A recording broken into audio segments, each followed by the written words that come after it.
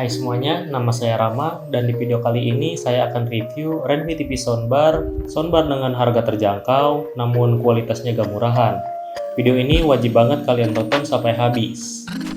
Desainnya cukup minimalis dan elegan, memiliki perpaduan material ABS dan metal dengan ukuran 780 x 64 x 63 mm dengan double driver 45 x 80 mm.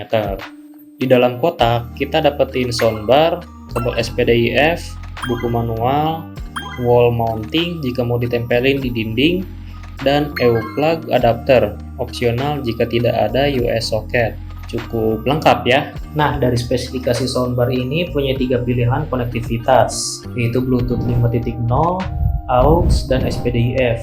Cara ganti mode konektivitasnya tinggal tekan tombol yang di bawah ini, tombol samping untuk tombol volume, dan yang atas tombol power on off.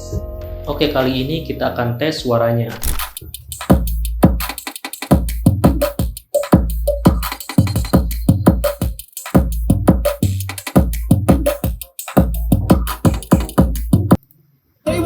Sold out shows for 1,000 faces, hey.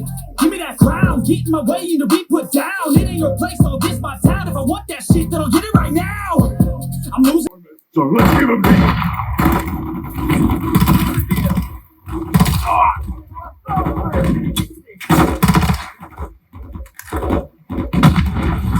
Jika dirasa bass atau treble-nya kurang, boleh saja kita utak-atik di equalizer-nya, sesuai dengan preferensi masing-masing. Ya, meskipun fungsi dari software tidak bisa sepenuhnya menggantikan fungsi dari hardware. Secara keseluruhan, Redmi TV Soundbar ini merupakan pilihan yang sangat menarik bagi kalian yang ingin meningkatkan kualitas suara TV atau desktop dengan budget yang terbatas. Desainnya yang simple dan performanya yang cukup baik membuat soundbar ini layak untuk dipertimbangkan. Oke, sekian review dari saya. Like jika suka, dislike jika kurang, komen jika ada yang mau dibahas, dan sampai jumpa di video selanjutnya.